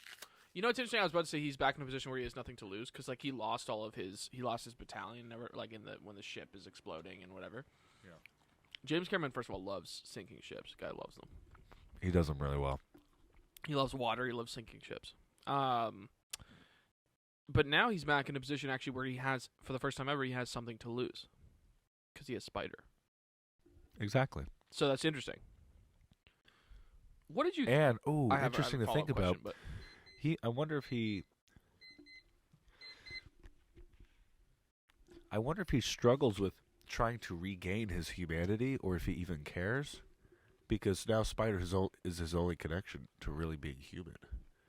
He's essentially been turned into a scientific experiment that's being used at the will of the I don't know what you want to call it. The humans, the Americans, the Earth people. I don't know what they call them. The Federation. Yeah, it's supposed to be just Earth. Yeah, there's a name for the company though. You know what I'm saying? Yeah. But the point is, I have two things, but yeah. Okay. But yeah, he's basically like, where do his loyalties belong anymore? Again, going back to that, you know, and that might be what happens in the next film, is he realizes that he's really is just a tool for what? Yeah. Does really his only purpose is to be a warmonger? Will he have to confront that within himself? You know? Yeah. I have two questions. What did you make of the Spider character? And secondarily, do you think there's going to be a payoff? So this was the first time for the first time they mentioned in this film, there was an allusion to Earth dying. So there's increased desperation on the part of humans to find a new habitable planet. Do you think that's going to get paid off in the third and fourth? Absolutely. I wouldn't doubt, in fact, if by the... I wonder if it gets paid off in the fourth, not in the third. But anyway. It'll be the fourth, I think. Yeah, like, because I could see they have some sort of, I mean, James Cameron said this whole thing about this warring tribe, so that seems like that's the third film. But then in the fourth film, oh great, we settled things with this warring tribe. Oh fuck, now there's like all these humans just literally descending upon the planet trying to you know what's really interesting is also then it's like if there's all these humans descending onto the planet, not like the machine of war descending to the planet. I mean just civilian humans descending to the planet, and they're landing on Pandora and they're trying to make it their home. Yeah. Imagine all the issues they would have. Like they don't understand like the kinds of animals that are there. They don't understand like the climate. They don't understand, all these things. And I wonder if the Na'vi would have to consider whether they show mercy to these people and help in a strange way, like help them, because these people are basically helpless without them. I know it's sort of an interesting I think thing. the problem is I just don't know how necessary that would be. Well, it kind of brings the story that's set up in the first film full circle. Because there's this idea of losing your way of life as a result of foreign invaders. And then, I don't know, in the fourth film, somehow tying that back into like the foreign invaders story, tying that back in like a new way. I know what you're I don't getting know. at. I know what It's you're sort of getting at. hard for me to piece that all together right now. No, I get it. Like, here's the thing. In the first story, they do a beautiful job of showing it. A man comes to town, right? Who's an outsider. Or if you wanted to do the reverse of that, a man goes on a journey, and he learns to assimilate. Because if he doesn't, he dies. Like, those are the stakes. And you can make the argument that if Earth and the human population, that's in the billions probably, if not more at this point, we don't know how many centuries in the future this is. Yeah, when is this supposed to be taking place? I don't know, 2 centuries from now, maybe It's more. possible the human population is smaller. Possibly. But if you're actually thinking about like... Yeah. And we also don't know if it's after a war. We don't know how many people are actually surviving on the planet, etc. So let's say billions of humans need to go to Pandora to survive. A man comes to town. Woman comes to town, etc. A person comes to town. Are they going to assimilate or are they not? What's tough about that, drawing that connection, is Sully is one character who specifically was mandated to learn the ways of the people. Not based on survival, but based on strategy, by choice. They thought most conservative way to get a hold of the unobtainium is to just... Still a terrible name, by the way. It's the best name in the world. The most conservative way to get a hold of it is not to kill the people, but just to kind of like infiltrate their ways, sneak out, grab their shit. Eventually it didn't pay off. So at the end of these four films, or however many they're doing, I guess the question asks, are the humans going to try to assimilate? Are they going to adapt? Or are they just going to, as they always do, build these huge metropolitan insulated areas that they're just doing their human thing, but as always destroying everything in their path in a new land? Yeah. I think it's going to be... I actually think... I have to admit, like, talking about the next two films gets me kind of actually more excited about the franchise on the whole. Because I think there's some really interesting story possibilities For sure. And I think that's going to be really cool to see how that gets rounded out. I was also just thinking about, like, as a screenwriter, I'm like... I mean, so clearly it's like James Cameron and like a couple other writers, but I'm like the opportunity of working on these films must be nuts. Like, what an undertaking is like a screenwriter that must be, because you're trying to figure out like, well, if we do this in chapter 2, what does that affect in chapter 4? Trying to figure out the themes, the characters, who do we focus on? It's really what an undertaking. I'm really curious if there's going to be a big division. Like, I'm just seeing all the different versions that James Cameron's going to try to fit into one story. In the same way that the first movie was the Na'vi versus the humans, and a couple people who are on both sides. The second film was the Na'vi versus the humans versus the Na'vi again. The Na'vi, there's inter-fighting, you know, and a couple people who exist in the middle.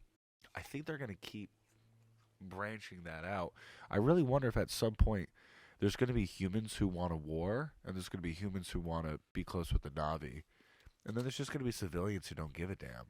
They're just like, just let us live on this planet. They'll just keep expanding the scope of the conflict. Which almost. I like that a lot, because I don't care about bigger bombs. I don't care about bigger ships. What I care about is like bigger relationships, more complex. Increased complexity of stakes and investment. Yeah, absolutely. And that's a very exciting prospect to me, is that, like, you know, by the end of it, we might have, like, I don't know, a president of the world rolling up, you know, being like a character who has to, you know, I'm trying to think of who would play the president of the world. You know, Biden's great grandson. You know what I'm saying? Let's hope not, right? Shows up on the beach with a laptop. Let's hope. Yeah, we don't need to get political. Let's hope the Bidens are. I mean, the Bidens are flushing themselves down the toilet. If we're gonna just like, with Hunter Biden basically having filmed every single time he had sex with a prostitute or smoked crack. It's like you know that you've heard about all this stuff, right? He's a pro. Like, there's just evidence after piece of evidence after piece of evidence. He's doing great. This guy is just a degenerate. He's a good guy, you mean? And his dad's getting him jobs in foreign countries, overseas, and we love that.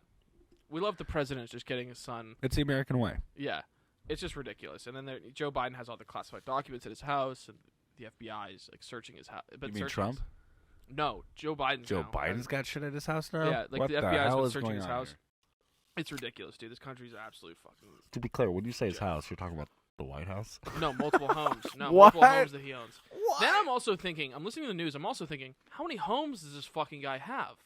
And then I'm thinking about, why should politics be a profitable enterprise? Like, how many homes does he fucking have? They're like, oh, he has home in Maryland. Oh, now it's the other home, and I'm like, what? How many homes? What is he, Johnny Depp? He's the president. You know, I've heard the average income of representatives in the House and in the Senate, I heard the average is like $1 million a year. Well, because it gets supplemented. Their salary is not that, but it gets supplemented by other things. But the point is, a lot of basically them, legal bribes, by the way. I mean, lobbying aside, apparently a lot of them are business people before or around the time. You know what I'm saying? And the idea that there's like... Politicians should get paid what teachers get paid. That's my opinion. And then you get a different kind of person doing the job. For better, for worse. Yeah. You know? Interesting experiment. Anyway. Tough. Whatever. The Bidens, hopefully the Bidens aren't around. To your point, though, or whatever I introduced, it's kind of like, you know, we really... I was about to say, we haven't seen politics in the world of Pandora yet. Yeah. Not true. But it's mostly been... like tribal politics. Yeah. You know, or like just two-sided, like A versus B, you know? But the idea that, like, we might see some kind of Republican, when I say Republican, I don't mean like a conservative American political. I mean like in the Grecian sense of like the Republic, of like we have a democracy, you know, yeah. Or a republic with multiple representatives. Like we might see some kind of future version of that comes down, and they already start dividing up land amongst each other, as if they already own the planet. Like that's crazy to me too. Yeah. And everybody, and all the Na'vi, including Jake's, like, whoa. You guys haven't even been here for 10 seconds. You're gonna get yourself killed, and you're already dividing up. Yeah, the land mass. I also could see the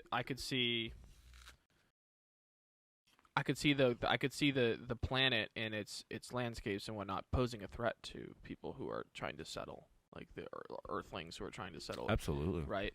Like think about like how dangerous they're. Like they introduce in this film how many dangerous creatures there are lurking in the water. Right. It's like you're not like it's not all. It's not all safe. It's not all safe all the time, right? And I think that would be interesting. Is the Na'vi like? I that's what I'm saying. Is there's this temptation to like, do we defend them from what all these dangers they're not aware of, or not? Right? I don't know. You know what I think is going to be interesting? I'm going to call this right now. If we are being introduced to a more aggressive and warlike people of the Na'vi, a compelling story, perhaps, would be is that the Na'vi and the humans are finally ready to make amends. That's a couple more years in the future. The humans have established themselves. They're damaging to the planet, but they're also trying to be open-minded to what the Na'vi can offer. And so while the tribes are coming together to kind of like insulate and protect themselves and make some trade agreements with the humans, maybe there's one tribe that is being aggressive to the humans more than the others.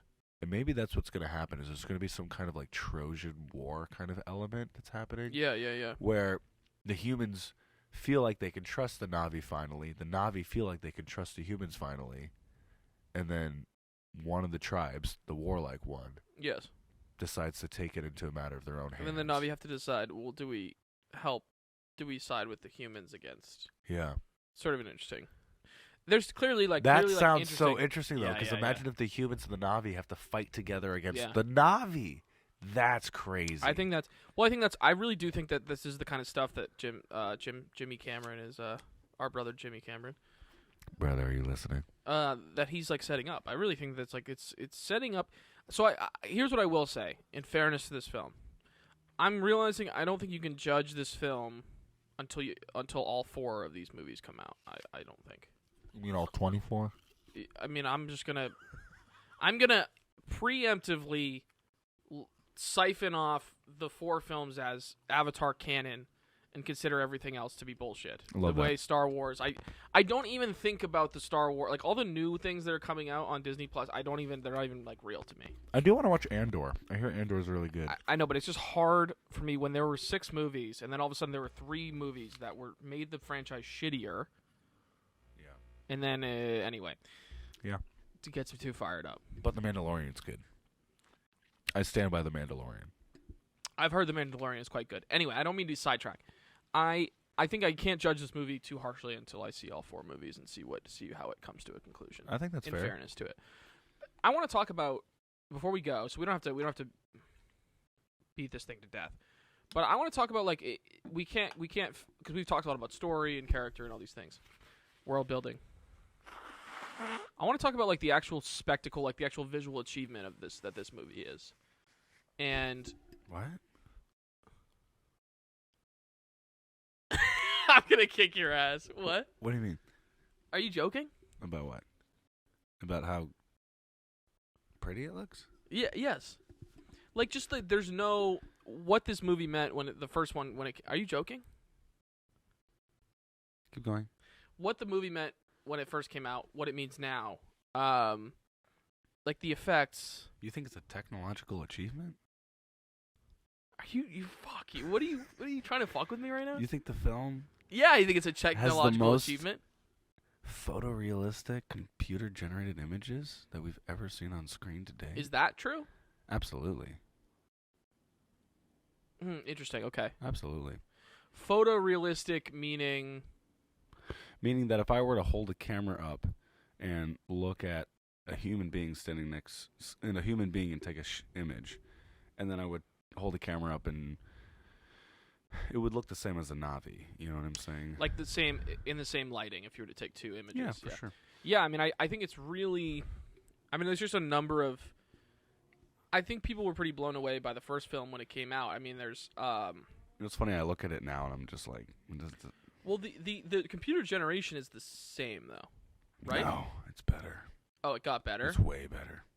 I'd have to go back and watch the first one then. Yeah. Because I was curious about, like, how different do you really want to make it between the one and the rest of the I don't films? think because then it's like it creates this inconsistency. It's kind of like how like a TV pilot of a show looks like shit, and then the rest of the show looks like completely different. I don't know. Here's the thing.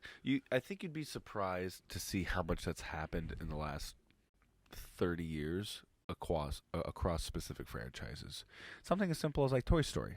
You know, people can bitch and moan about whether Toy Story 4 was good. I myself haven't even seen it. But, you know, from the images I've seen, it's not 1993's Toy Story, you know? Like Mr. Potato Head or whoever's got texture on the plastic molding. They're not going to work. body. They're not going to work with downgraded or equipment or technology to tell the story. The idea would be that they have, and again, I'm talking simply design. Yeah. Simply design. Yeah. That from Avatar 1 to Avatar 2, you can see the lighting models have gotten better. Yeah. You can see, I would even see the hair count in the hair physics is much more complex. Yeah. Probably the movements of the characters are more precise. Yeah, the movement of the water looks fantastic. I thought it was really interesting. The thing that I want to remark on, and I don't know if you have a take on this, I think this movie could so easily be animated, right? I mean, animated. I mean, in like the way like they're not Toy Story motion. It capture. doesn't have to be. Didn't have to be motion capture, right? That's just a thought. Okay. It seems. I know it seems obvious. Oh, it's motion capture. See, that seems obvious now because that's the choice James Cameron made. But I think like that's a really crazy. It's a really cool. I think it opens up really really cool possibilities for. Because there's a problem that I have personally with animation. Whenever I see something animated, it doesn't. Because like it doesn't elicit as much of an emotional reaction as something like Avatar, right? Because you're seeing. On these characters, like granted computer-generated characters, because you're seeing on their face real facial expressions, like real, and the way they move is true to the way humans move. It's kind of awkward, and they're like stumbling around a little bit. Like all those things create an ability for an audience to buy in a different way. Yeah, I mean you have to remember it is a directing choice. That's what I'm saying. But I'm saying also then then you get really interesting performances out of the actors. Yeah. I think it opens up possibilities for actors, like, with their craft and like I just think I don't know. I think it's really, it's a really interesting like kind of segment of the medium. Yeah. That I think I would like to see other films try it. Anyway, but that's just kind of my. Yeah, I mean, don't it sounds like what you're suggesting is that, more films, regardless of animation style, consider uses motion capture for their characters. Is that what you're saying? Yeah, kind of. It's just Avatar's a tough point to make on that, I think, because it is intended to be a live action feel. Yeah. And they get damn close. Yeah. Like arguably it's better than you could say some actually live action films or films that use practical effects and puppetry and stuff. Like some of that shit just looks insane. Yeah. There's a shot that everybody was freaking out about. If I could pull it up right now, I would. It's an image of I think Jake Sully's hand or one of the hands grabbing onto like a raft or a fish or something, and the way the hand looks, it looks like a human hand. It looks like a picture someone just took, and then they just colored it blue. But the reality is there are so many things happening in that image, whether, they went in there and they recolored the hand, but then they actually didn't color a hand. They took the original image, and then they motion captured it. They built the 3D model on top of the human hand for the Na'vi, and then the way they color and lit it, and the reflection of the water sitting on the skin half dried, like it's just wild. It's wild what goes into the design. Yeah, I was just trying to call attention to it. I mean, it's not. You can't just talk about this film as if it looks the way any other live action film does. 'Cause it just doesn't. Well, the thing is. It's interesting. I think how some people say some of the best acting is acting you can't see. Yeah. It just looks like a person. That's kind of the point with this film, I think. Yeah, absolutely. It's like that's why I say it almost looks like any other live action, because that's a good thing. Like the fact that I'm not seeing 3D models walking around. Like you made a great point. They look human. They're physically awkward, and they stumble. That's a great point, Dale. There's a lack of grace that appears so beauty. And it seems sort Beautiful. of. That's what I'm saying. I think if this were an animated movie, I think it would have almost too much precision. That it as a result of it being really a live action movie shot with motion capture technology, like it has this sort of it has these imperfections that I think make it feel more real. I guess the question is that, like, in the future, if there are movies made with like non-human characters, how much of that will be animated and in what style? Yeah. And who's the demograph? Yeah, we'll be right back. Movie X podcast. And we'll close out our discussion of AvaTAR. And we're back. It is the Movie Addicts podcast.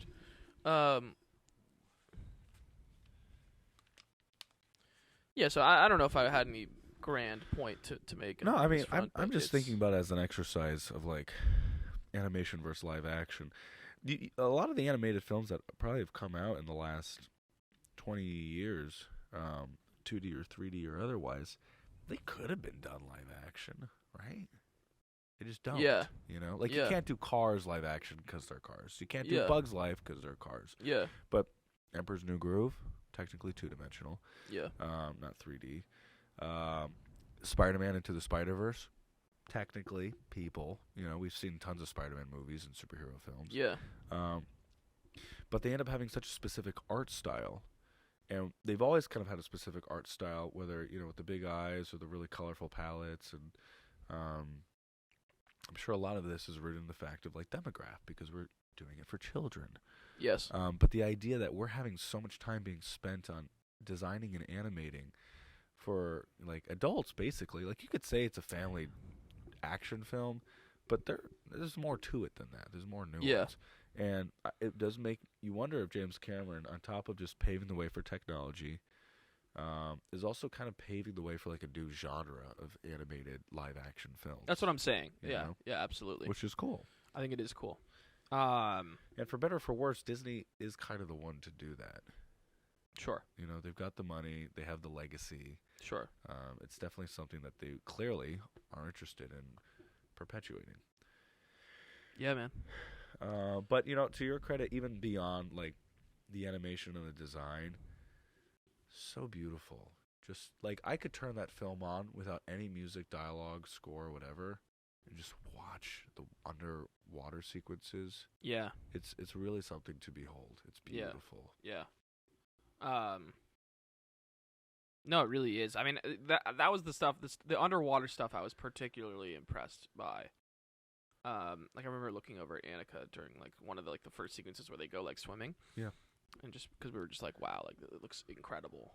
And also the layers and layers of detail, like to carve out like the seaweed and the like the reefs and like. Yep. Whatever, like sea vegetation underwater and like all the fish and like how much time and attention and care and love went into designing all that stuff. I just think that's pretty incredible. Yeah. And so I think for that reason, it's just like it's a really impressive. It's a really really impressive achievement. I mean, I think like you see some Marvel movies with computer generated things, and it's like. You can tell this was shot on a stage. Mm. You can tell there's blue and green screens being thrown up, and you know it doesn't quite feel like a 3-dimensional, fully fleshed out world. But it's like you're in AvaTAR. It's like holy shit. When we're on the open ocean, we're on the open ocean. Yeah. Like this isn't some hokey, medium shot with a blue screen thrown up behind it where they've just thrown an ocean background on the screen. Yeah. Like this is like we're there. If we're underwater, we're underwater. You can see, super far in the distance. Like it feels you're fully immersed in that world. It's a really incredible achievement. Yeah. You know what's interesting is I did read an article about or I think it was an article, not a video. And this isn't meant to what's it called? diminish your comment about how incredible it is, but they whoever made this comment went as far to say is like everybody's hiring the same VFX houses. Yeah. Everybody has access to these computers. The big difference is time. Yeah. James Cameron is patient. If he's got to run the computer for another couple weeks or months to get the renders he wants for the image he wants, he'll do it. It sounds like the point you're bringing up with Marvel. Yeah, maybe they are cutting corners on design. Maybe they are purposely making certain things look not as photorealistic as they could have because of art style. But it's also possible they're just pumping this shit out. Yeah. And they could spend more money in making it look better. And if they pulled a James Cameron for one of the films, who knows what they'd be capable of doing just in terms of like adding a couple more days, weeks, months to the computers to get, a more fully fleshed rendering of the 3D images. Right. I mean, yeah. Like clearly James Cameron's taking his time right on these because and I love that. mean, it was 10 years since the last one. Mm-hmm. Or 10 years, right, between the first and the second? Something like that. But I do think there is a lot to be said about patience. I mean, Chris Nolan takes his time with his films. Yeah. And for better or for worse, they're not for everybody. He works fast. He works pretty fast though. But even working fast, what is it? Like still probably a good 3-4 years per film. Yeah. Yeah. I feel like some of these Marvel films are being bumped out in under 2. Yeah. 2.5. Dude, I mean, quick. Quantumania, I'm still stoked for. But Quantumania is actually something I had in mind, where you're looking at some of the effects. Yeah. There, and you're going. It almost looks like Spy Kids. It looks closer to Spy Kids than it does to AvaTAR. The problem with Quantumania is I think it's purposely looking surreal. Yeah. Yeah. Yeah. I also figured that. Yeah.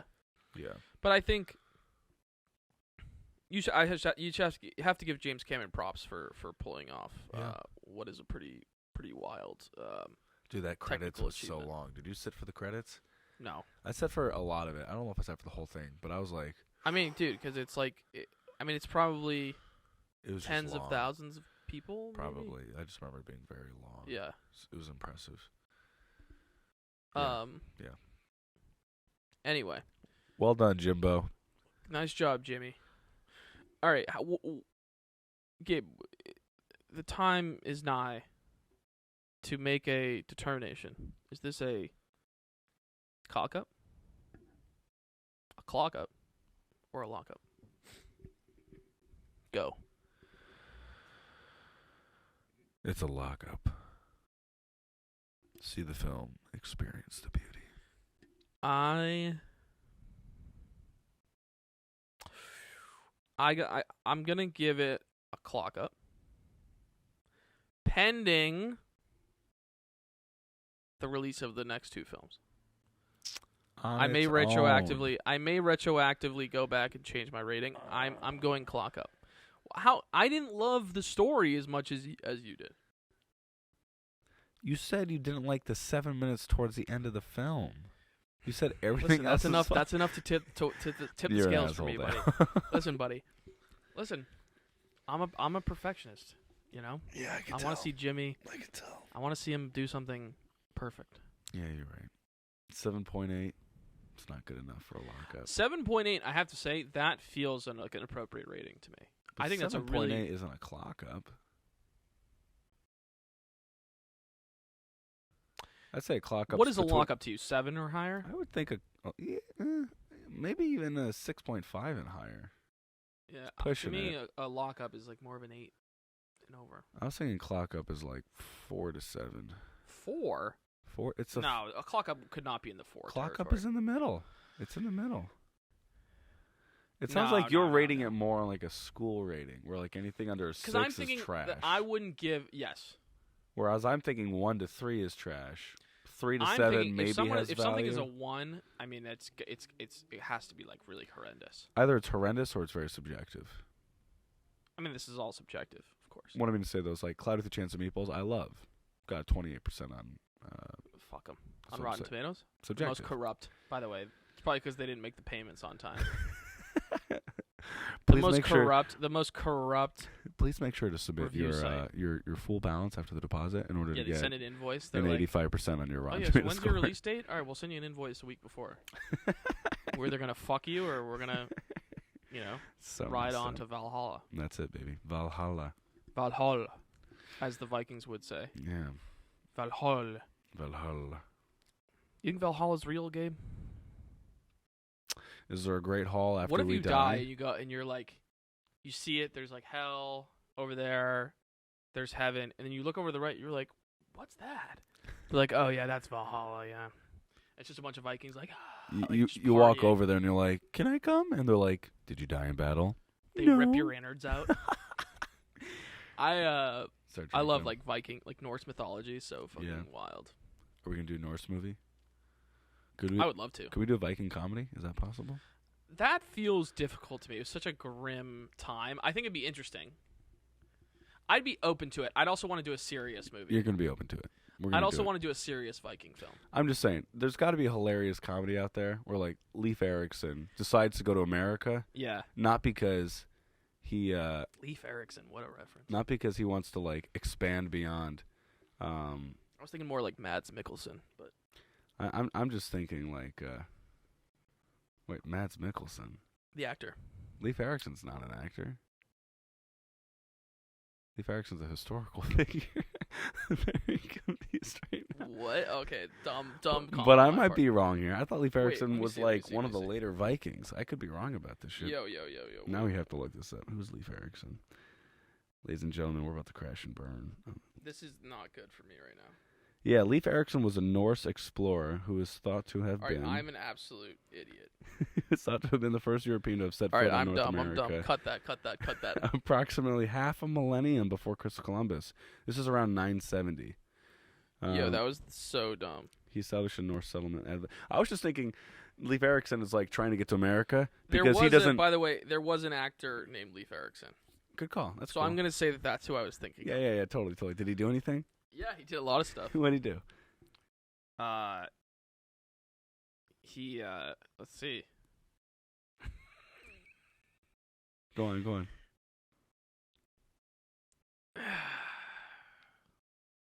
Yeah, he did a lot of westerns. Nice. That's who I was thinking of, folks. Not the Viking war god. Yeah, hell yeah. I was just thinking it could be kind of funny if like Fuck. this. But Mads Mikkelsen would play Leif Erikson. All right, done. Go on. Because it's a comedy. Okay, I don't think Mads would want to do a comedy. I just talked to his people. He doesn't want to do a comedy. Can Charlie Day play him then? No. I'm gonna meet somewhere in the middle. John. Ham. Hmm. No, I think that would. John make Hamm is sense. funny though. I He was is gonna funny. say, who's the guy who was in Knock at the Cabin? Dave Bautista. Batista is huge. He is enormous. So I just saw Knock at the Cabin. You saw it? Yeah. Did I not tell you this? No, I want to see it. Do This you want me week. to tell you my take or no? No. We'll talk about But it he after. is. What I will say is, Dave Bautista is enormous. And that movie just makes him look like an absolute giant. Looks like his button's gonna fall. Off It's every so funny. shirt. Like Dave Bautista used to be such an icon. Like when I was a little kid. Like I don't know if you watched WWE. What did he do? Oh, so he was, He was a wrestler as WWE well. wrestler, and he used to have this Interesting. move called the Batista Bomb. Yeah? And as a little kids, we were just obsessed. I never We'd realized. be like Batista Bomb, and now he's just like in all these movies. Yeah, he really wants to do more serious stuff, which I like for him. I have to say he's pretty good. He's a pretty good actor. Yeah, Yeah. It's not like Harry Styles where he, forays into acting and it's just awful. Harry. Um, I still want to defend Harry, but I might have to watch what's it called? I haven't seen The Policeman. We should watch The Policeman. apparently it got awful reviews. Is that a directing or a Harry thing? What do you think? Based on what I've seen from old Harry, I can't imagine he does anything to redeem the. I just feel bad. You know me. I don't like to say actors are bad because I But really. he's not an actor. But I think that's what it is. I really believe anybody can act. You know. I don't. There you go. So that's just my take. I get it. Yeah, I get it. You're being very gracious. You know. Yeah. Well, shout out to Leif Erikson, my favorite actor. Yeah. My favorite actor too. I feel so dumb. Don't feel dumb. It's fine. Move the Addicts podcast. All right. Well, listen. On that note, This is a good Anything one. else, Gabe? It was a good one. This is a Movie good Addicts podcast is back. Yeah, we're crushing it. We're gonna get another episode in. We don't know when. Yeah, it'll probably take We're another 8 doing- weeks to get this episode Yeah, out. we're only doing episodes when we feel like it. Which is about once a year. Hopefully more than that, but Twice a year. hopefully more than that. But Twice a month? that's good. All right. We'll agree on that. I don't know what are we doing next, Gabe? Well, I'm kind of tempted to do The Whale just because I need to watch I mean, it I've and I seen want it. to talk Yeah, about we it. could talk about it. We could do, Ant-Man Quantumania, which I know is your favorite upcoming film. But if we Yes. don't do that one, I really don't want to. what else is coming out in the next couple months? The new Joaquin movie. That's a couple months though. That's gonna be too It's long. like We'll June. do that. Isn't We'll it cover that when June? it comes out. But it's This summer is going to be nuts.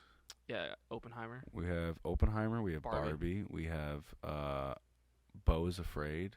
Beau is Afraid though is coming out in April. We got the Mario film. We're doing that. Okay, that's fine. I'm down to do that. I'm so stoked. That's April 7th. Um, I mean, if it's terrible, then we don't have to talk yeah, about we it, can but I talk. We hope can it's do good. The Whale. I can look at the release schedule right now for stuff. There's got to be some good movies in February and March. Box Office Mojo always has that release schedule. What do you got? 80 for Brady. I would. We could do rather hang that. myself. That'd be fantastic. I've seen Knock at the Cabin.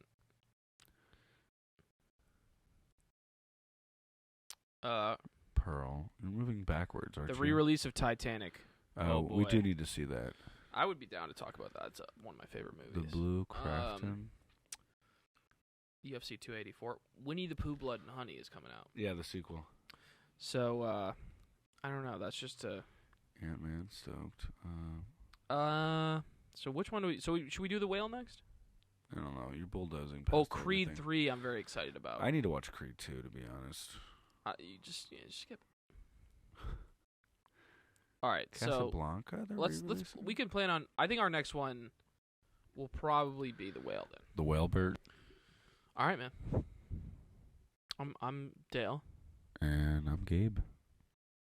and this has been the Movie Addicts podcast. Podcast. Hope you had a good weekend. See you guys later. Bye.